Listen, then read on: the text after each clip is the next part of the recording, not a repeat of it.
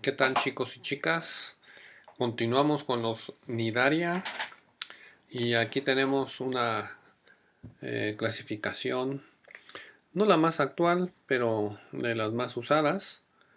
Y entonces hay diferentes clases, como ven. Antiguamente, por cierto, estos Cubozoa estaban en Esifozoa y también los Staurozoa estaban los Esifozoa. Y bueno, nos quedamos con estas 5 clases por hacer la clasificación más sencilla. También hay una clase que la menciono súper rapidísimo del Mixozoa. Antes estos organismos pues estaban por fuera, por otro lado, los Mixozoa. Inclusive con los protistas estuvieron. Son realmente extraños, parásitos.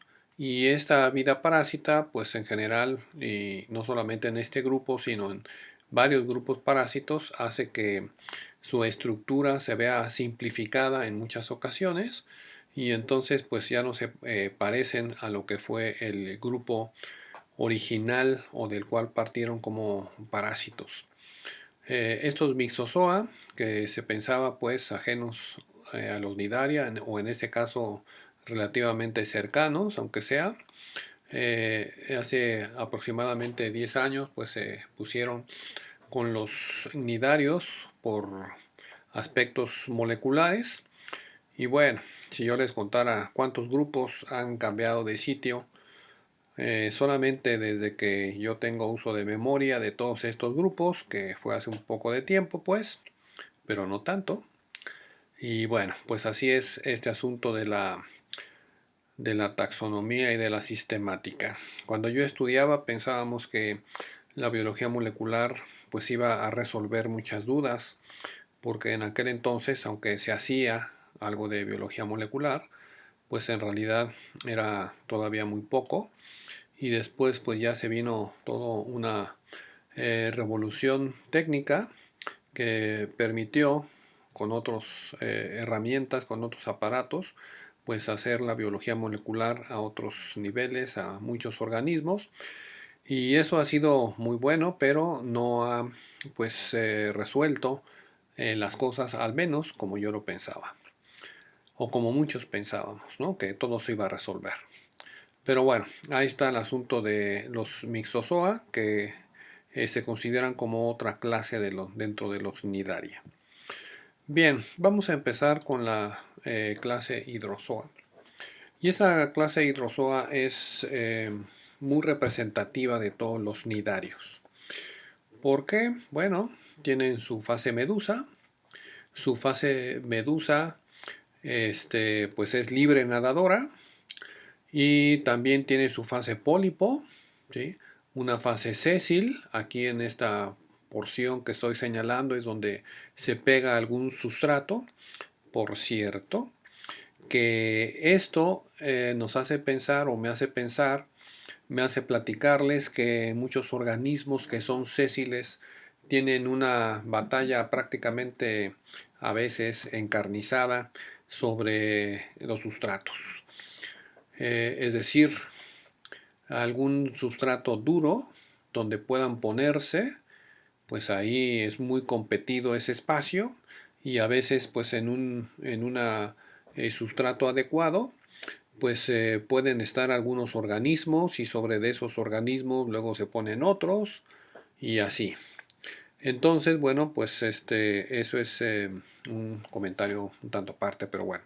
Son sésiles y tienen que buscar un sitio adecuado donde ubicarse. Un sitio adecuado no es arenoso, porque esa arena se mueve y la arena, pues con todo su movimiento los pudiera cubrir. Así que tiene que ser, pues, un sitio duro en donde, pues, no haya tanta arena de aquí para allá, ¿no? Alejado o fuera de la arena en general.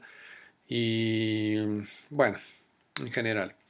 Y entonces, bueno, pues ahí está el pólipo, pero ese pólipo, si ustedes se fijan, empieza a crecer y empieza a formar una colonia.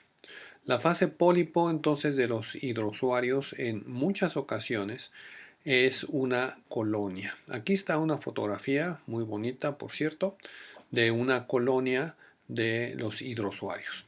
Pero aparte de que es una colonia, si ustedes se fijan, no todos los miembros de esa colonia son iguales. Unos tienen la función de alimentarse y tienen sus tentáculos, ¿no? Y aquí se señala, donde está señalando la flechita es su boca también. Y estos se denominan gastrozoides. Son individuos, ¿sí? Pero, bueno, su función es alimentarse y así se les llamó, gastrozoides. Otros miembros de la colonia tienen la función de la reproducción. Y entonces, aquí este pólipo que está de este lado se denomina gonozoide, pero cuidado. Aunque se llama gonozoide, no quiere decir que sea una gónada. Eh, no sé por qué la habrán puesto así. Pero los pólipos no se reproducen sexualmente, por supuesto, entonces no tienen gónadas. Simplemente hacen una especie de gemación, como se ve aquí hacia el interior, donde van gemando, produciendo pequeñas medusitas. Claro, aquí se separan muy pequeñas y luego ya pues crece la medusa. Y bueno, valga la aclaración, aunque se llaman gonozoides, no tienen gónadas. Los pólipos no se reproducen sexualmente, sino asexualmente por una gemación. Y entonces, la fase que sí se reproduce sexualmente es la medusa. Aquí están dibujados los gametos y entonces las medusitas pues sí tienen gónadas, ¿no? Estas gónadas están, por cierto, pegadas hacia la cavidad gástrica, la parte interna. Y pues bueno, ahí entonces se forman los gametos, aquello de la gametogénesis que platicábamos, ¿se acuerdan? Y entonces, bueno, pues ahí están espermatozoides y óvulos y se tiene que fecundar y seguir su desarrollo, formar la larva plánula que ya habíamos dicho, ¿sí? Por supuesto, esta fase es libre nadadora, ya dijimos, la fecundación se lleva a cabo en el agua, ¿m? Y esta larva plánula cuando se forma, pues se va hacia el fondo. Esa no es una estructura para nadar y para andar ahí en la columna de agua, sino que se va hacia el fondo y entonces es la que busca un sitio adecuado para pues hacerse sésil, para pegarse. Pero bueno, regresamos aquí a la colonia, porque ya dijimos que hay gastrozoides y gonozoides, pero además hay otros posibles funciones. Una muy frecuente también se denominan dactilozoides. Dactilozoides. Y estos dactilozoides tienen como función la protección. Estos tienen entonces muchos nematocistos y entonces pues protegen, por supuesto, a la colonia en general.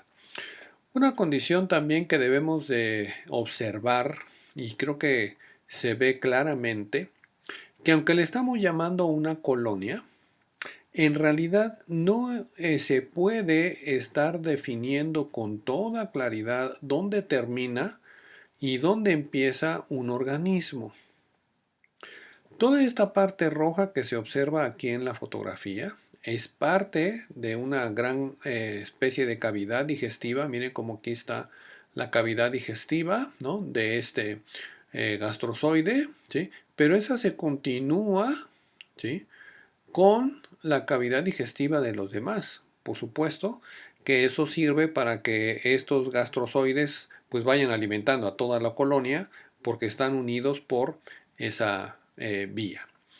Ya, por cierto, en la parte de la práctica que vamos a hacer, ustedes deberán de buscar los nombres correctos de las estructuras, pero bueno, ya será en otro momento. Pero pueden observar precisamente todo este asunto que se ve aquí muy bien porque está teñido de rojo. Por cierto, aquí están los gastrozoides, ¿no? Y aquí está un gonozoide. Y bueno, no apreciamos algún dactilozoide, pero a veces son un tanto largos también. Bueno, tienen diferentes formas. El punto es que tienen muchos nematocistos. Y este es el ciclo de vida típico de un hidrosuario. Así como lo ven. Una colonia de pólipos, ¿sí? Pólipos que son polimórficos, tienen muchas formas, ¿no? Y entonces, bueno, pues después está la fase medusa y todo lo que ya describimos. Esto es lo típico, donde hay entonces eh, donde una generación da lugar a otra, una generación de pólipos da lugar a una generación medusa y luego pues a los pólipos, ¿no? Eso de la alternancia de generaciones se menciona así en el caso de las plantas, ¿no? Pero bueno, aquí está algo semejante, algo parecido a eso. Siendo este el ciclo de vida típico, por cierto que el género es Ovelia, ¿no? Es típico. Hay otros géneros como Tubularia, donde hay algunas modificaciones de este ciclo. Y esto es para pues poner un ejemplo, ¿no? Porque hay pues ciclos muy distintos eh, que son o se pueden pensar como modificaciones del ciclo típico de Ovelia. Bueno, aquí por ejemplo en Tubularia están los gonóforos, aquí, ¿no? Aquí es distinta la apariencia, ¿no es cierto? Si tiene sus tentáculos, ¿sí? Y aquí adentro, ¿m? Se puede apreciar ahí en el dibujo, espero lo puedan ver a buen tamaño, aunque está un poco pequeño. Ahí se da la fecundación, perdón, sí, ahí se está em, reduciendo la fase medusa, ¿sí? No hay aquí, ustedes observen en este ciclo una fase medusa, está reducida, tan reducida que en el mismo gonóforo, digamos que como ahí se están formando originalmente unas por gemación las medusitas, bueno, pues esa medusita nunca se forma completa, nunca se suelta, prácticamente se ve reducida a las gónadas, o sea, en ese gonóforo sí hay gónadas, pero son las medusas reducidas que nunca se soltaron, ¿de acuerdo? Y entonces, pues ahí mismo se da la fecundación, ¿sí? Seguramente tendrá toda una dinámica de cómo se realiza y que yo ahorita en este momento desconozco, pero seguramente alguien puede decirnos, sacarnos de la ignorancia y ver aquí en Tubularia un poco más sobre el ciclo biológico y bueno, cómo le hace las tubularia para poder realizar una fecundación allá al interior, ¿no? Porque los espermatozoides no son viables durante mucho tiempo ahí afuera libres, no están ahí días nadando en el agua y buscando a quién fecundar, eso por un lado. Y por el otro, pues lo que necesita o lo que es preferente en una reproducción sexual es que la fecundación sea cruzada, es decir, no entre el mismo organismo, sino entre diferentes organismos, ¿no? Pero bueno, a ver si alguien nos busca cómo es que es esa estrategia de tubularia, ¿sí? Para que suceda esto, que es lo preferente. Y bueno, el punto es entonces que se da aquí la fecundación. Y como se da aquí la fecundación, pues aquí está la larva plánula, adentro. Aquí se ve, observa, ¿sí? Y esa larva plánula da lugar a una larva actínula, ¿sí? Que después pues se suelta, se sale del gonóforo y ahí va la larva actínula como una larva también libre nadadora, ¿sí? Al menos durante cierto tiempo y que luego se fija en un pólipo. Por cierto, las larvas libres nadadoras son una fase muy útil para los organismos que son sésiles.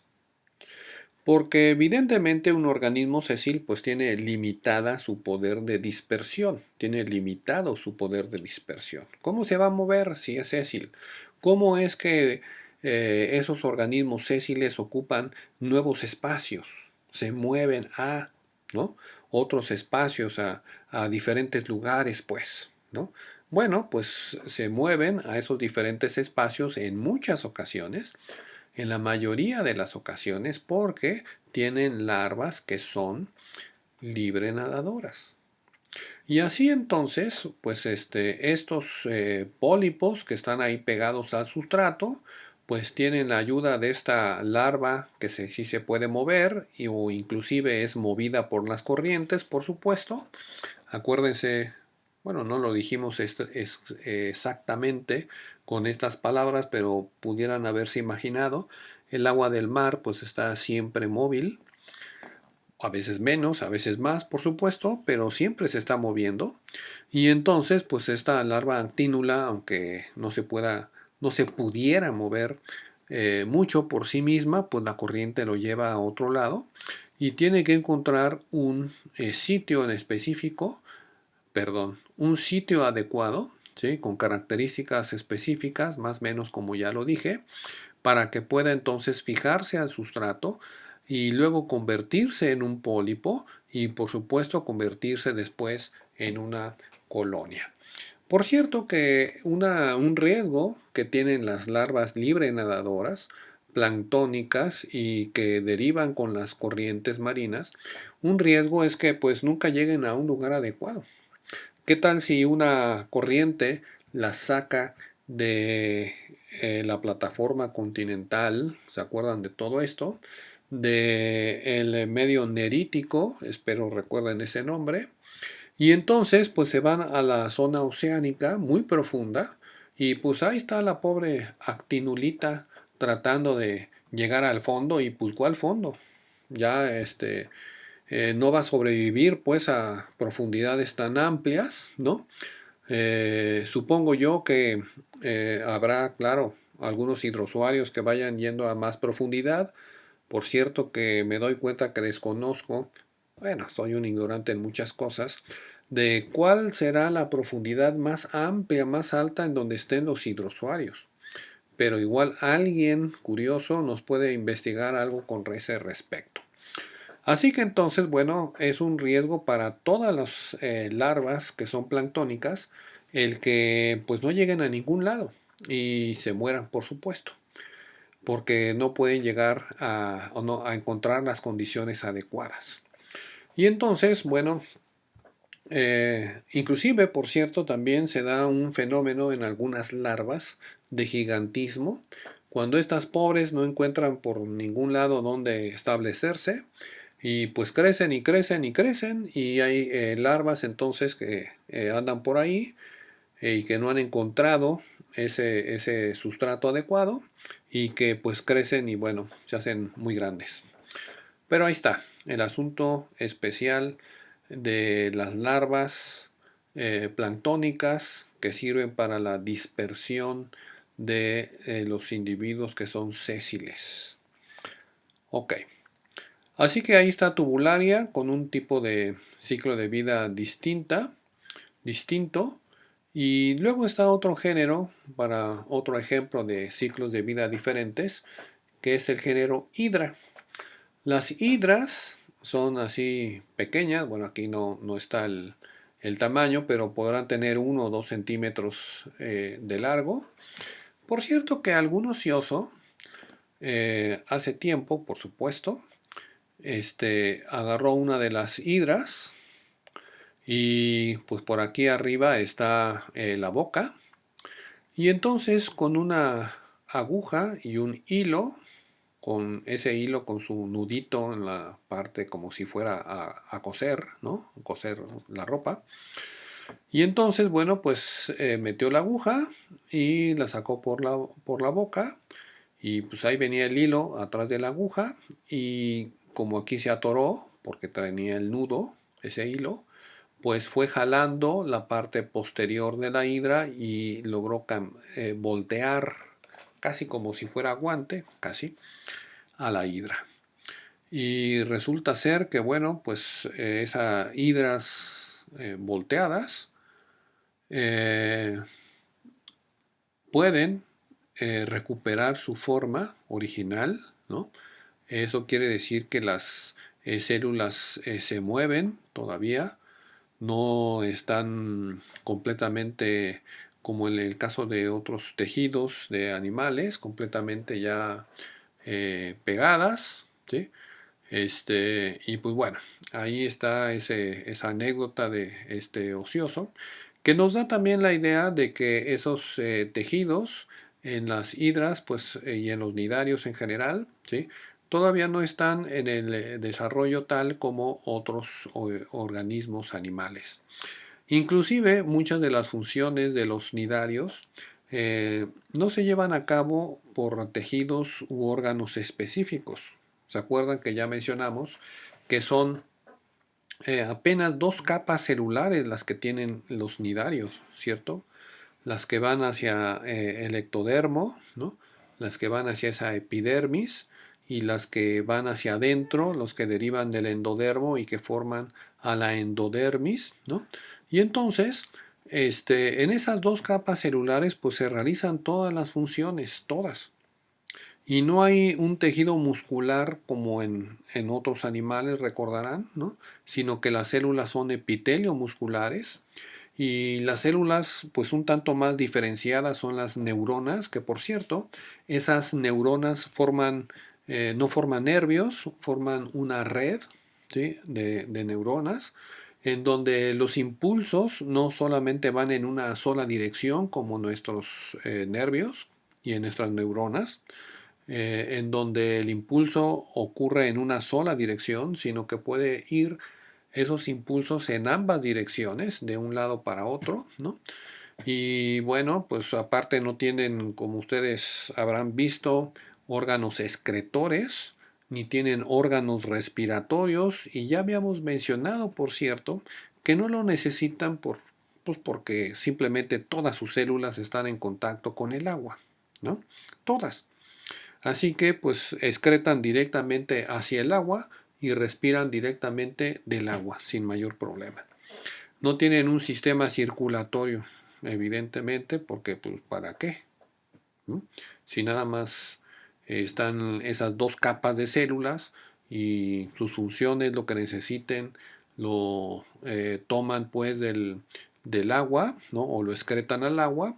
Y en el caso, por cierto, en este tema del aparato circulatorio, en el caso del alimento y los nutrientes que deben de llevar de un lado para otro, sí la cavidad gástrica en algunos casos está bastante eh, dividida, no es la palabra, forma una especie de tubos, una especie de sistema circulatorio, bueno, una especie nomás porque son tubos, pues, no lleva sangre ni nada por el estilo.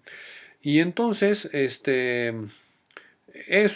esa cavidad gástrica con esos tubos que también están participando, pues son los que llevan el alimento a otras partes del organismo. Luego vamos a ver eso en algunas fotos.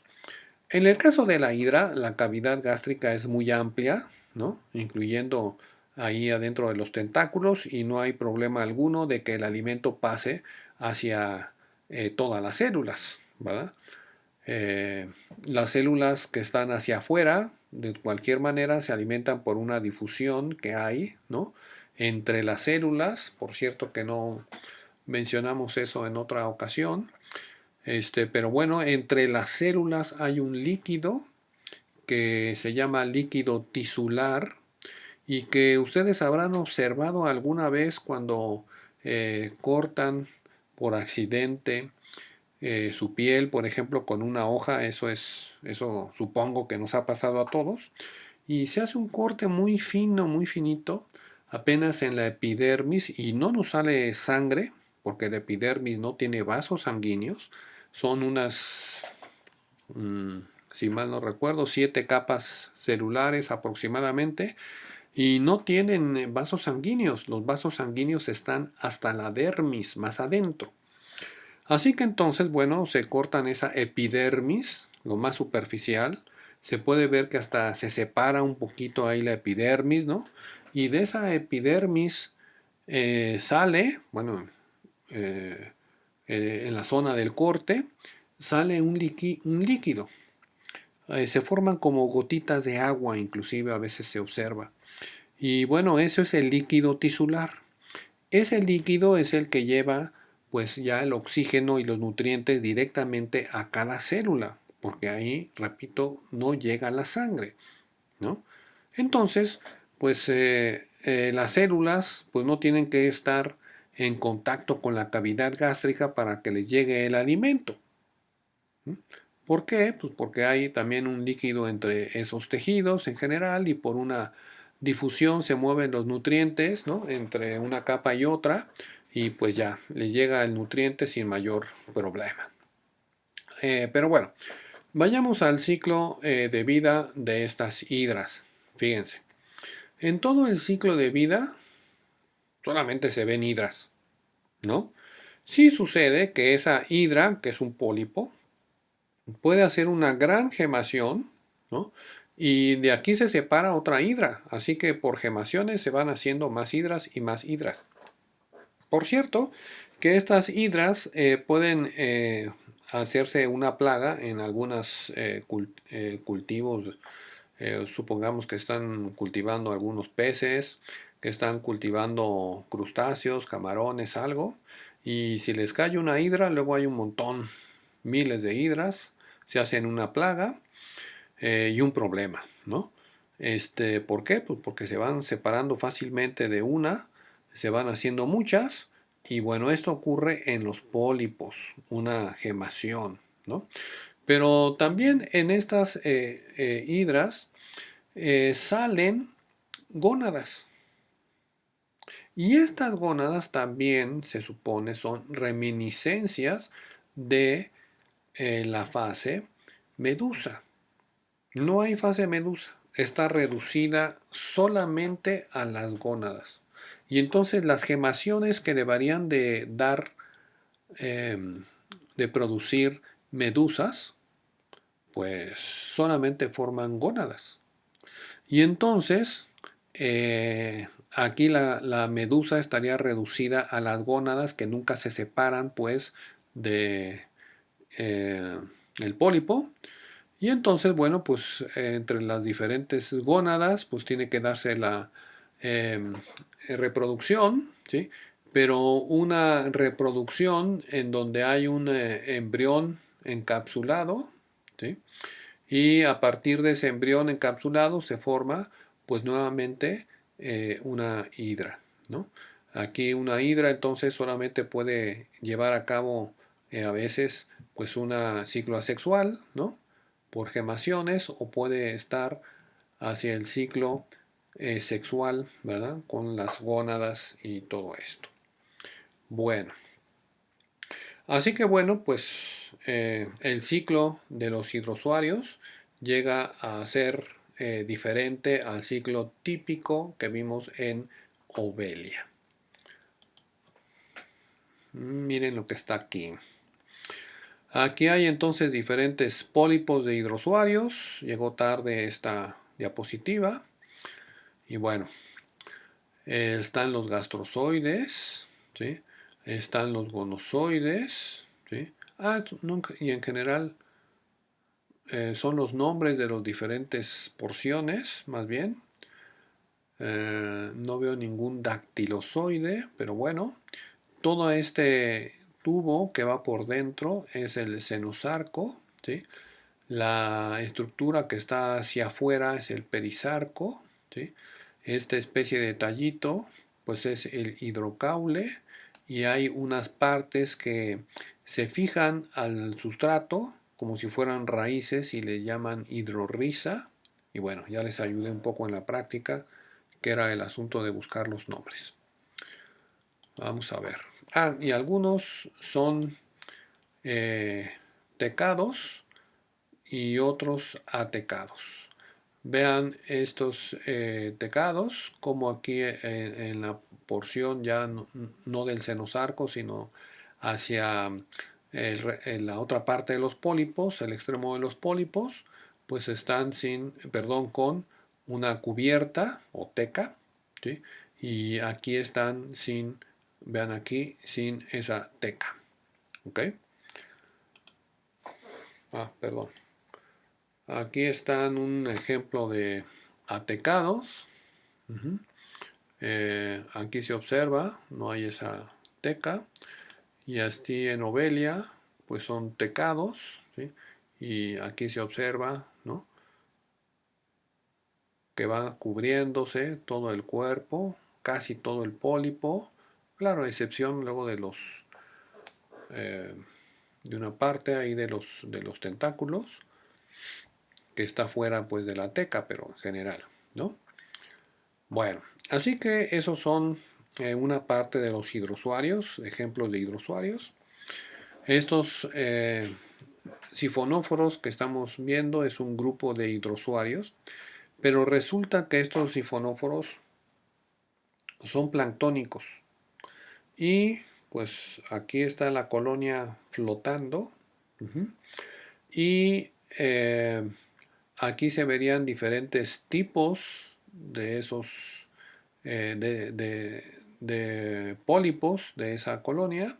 Algunos son gastrozoides, algunos que tienen una función de impedir que se estén eh, hundiendo. Les llaman solamente brácteas, parecerían una especie de concha, hoja, ¿no? Plana, muy plana. Y bueno, eso es para que no se vaya hundiendo el animalito. En muchos casos estos sifonóforos no los vemos de esta manera. Bueno, aquí hay otros sifonóforos, ¿no? Con diferentes pólipos, ¿no? Algunos muy largos, ¿no? No los vemos así en muchos casos porque son bastante frágiles las colonias y generalmente lo que se hace para estudiar o de donde se ha observado, se empezó a observar esos sifonóforos, pues son por redes que colectan plancton y esa cuestión de colectar plancton pues es un poco drástica. Uh, Ya hay que estar arrastrando la red para que se colecte el plancton. Las redes tienen diferente abertura en la malla. Algunas redes son de, por ejemplo, 505 micras, o sea, de medio milímetro. Eso medido en la diagonal del cuadrito, porque es una malla, una red. Y otras son de 333 y bueno, eso implica cierta fuerza que tiene uno que jalar a la red para que pase el agua, son hoyitos pequeños. Y entonces, bueno, pues estos que son muy frágiles, no los vemos juntos, es raro ver a dos o tres de estos pólipos ahí juntos, generalmente están todos separados y pues bueno, uno en las muestras de plancton, pues ve los pólipos por separado. Una de las prácticas que hacemos, y no sé si se los pueda mostrar, porque no sé si podamos conseguir una cámara que se ajuste bien ahí al microscopio, al estereoscopio, y que bueno, pues ahí les platique que se ve en una muestra de plancton y algunas de las cosas que se observan pues son pólipos de sifonóforos. Espero encontrar cómo hacerlo para que se los platique directo sobre el microscopio. Pero bueno, estos son hidrosuarios que son planctónicos, algunos son de profundidad, como se ve. Por cierto, que les voy a platicar, espero no se me olvide para la próxima sesión, un poco de cómo empezaron las primeras exploraciones oceánicas, ¿no? Porque ahorita, bueno, pues ya ven ustedes y creo que ya es común para ustedes el que existan batiscafos o pequeños submarinos que llegan inclusive hasta los lugares más profundos de ahí del mar, pero pues bueno, créanme que eso no sucede hace muchos años atrás. No sé la historia del batiscafo, pero yo creo que llevará 30, 35, 40 años, no lo sé, alguien sáquenos también de esa ignorancia. Pero las primeras expediciones grandes para conocer el océano se dieron hacia los finales del siglo XIX. O sea que tienen en realidad bastante poco tiempo. Y bueno, algo les platicaré un poco más ampliamente de ese asunto la próxima vez. Seguimos con los hidrosuarios y este es una fragata portuguesa del género Fisalia y que es otra colonia. Una colonia ahora en este caso flotante o está entre la parte aérea y la parte acuática. Este, eh, esta bolsa de aire es un pólipo neumatóforo que se llena de aire. Eso viene de esa parte, esa raíz que de neuma, pues es de aire, ¿no? Y bueno, este es un tipo especial eh, de individuo. Y luego van colgando muchas prolongaciones que parecerían tentáculos. Bueno, no son tentáculos. Son prolongaciones en donde están muchos individuos, son colonias pues que se van hacia abajo, ¿no? Y entonces pues a veces llegan a ser de varios metros inclusive de longitud y entre estos pues hay infinidad de pólipos y de diferente forma. Igual algunos son gonozoides, algunos son dactilozoides, etcétera. Así que aquí está otra imagen, ¿no? Gastrozoides, dactilozoides, gonozoides. Aquí la imagen un poquito, bueno, no se ve tan bien, pero ya saben, ustedes tienen la oportunidad de ilustrarnos también y mandar un buen video cortito y de buena fuente eh, respecto de, por ejemplo, las fragatas portuguesas y cualquier tipo de hidrosuario. Aquí hay otro tipo, por ejemplo, para terminar. Algunos hidrosuarios son como corales, ¿sí? Porque obviamente todos los hidrosuarios que estábamos mencionando de Obelia y estos, pues son pequeños.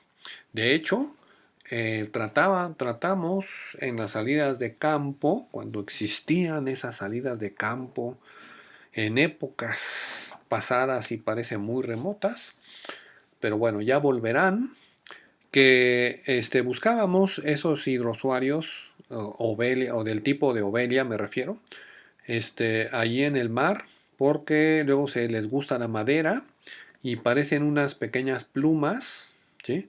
Ahí muy delgaditas pues, pero con esa apariencia de plumita.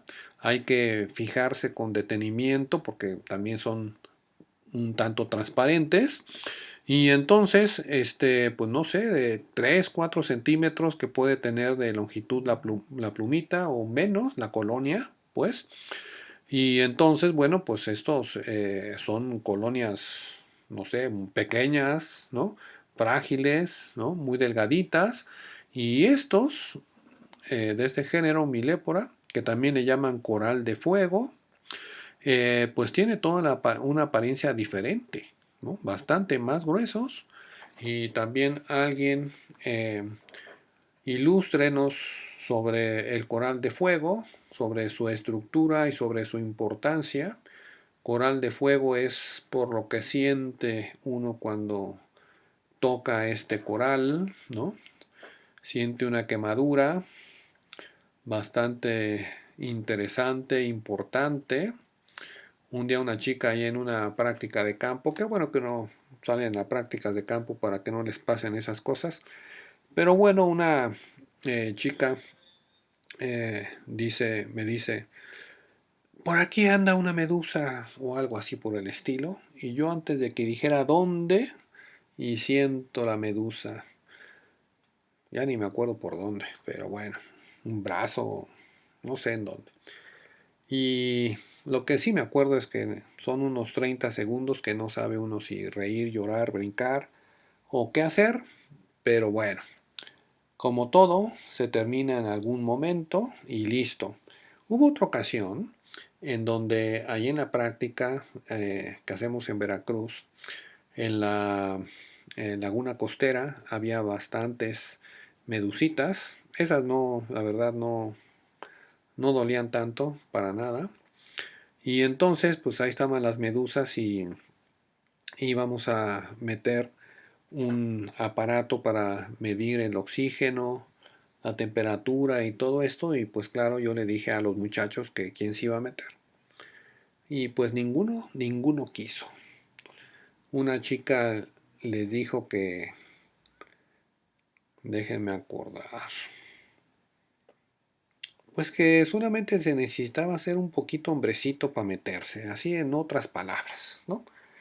Pues ni así se metieron. La chica esta se metió, puso el ejemplo. Yo nada más les dije, para eso me gustaban, ¿verdad? Bola de muchachos collones. Y bueno, ya se metió, hizo el asunto. Claro que ya después que se metió alguien, pues los demás ya se sintieron con confianza y más o menos se metieron. Y bueno, tampoco pasa nada, excepto, como en todos los casos, puede sucedernos con una hormiga o con lo que sea, pues que vayamos a resultar alérgicos a alguna sustancia que tenga ahí la medusa, pero eso nadie lo sabemos con anticipación, es un riesgo.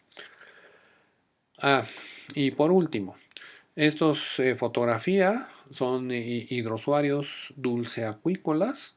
Les gustan el sustrato que para ellos es el más adecuado, el que más les gusta son las conchas de caracolitos. Y estos los vimos en una práctica que hacíamos a las lagunas de Zempoala. Esto está en Morelos.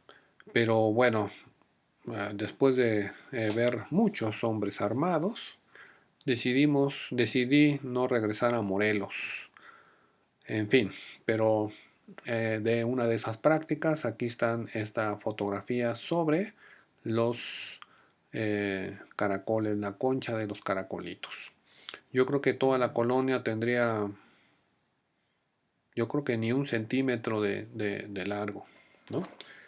Bueno, ahí dejamos a los hidrosuarios y por favor ilústrenos, busquen detalles, fotografías, información, videos y eh, manden algo ahí en el WhatsApp. Nos vemos.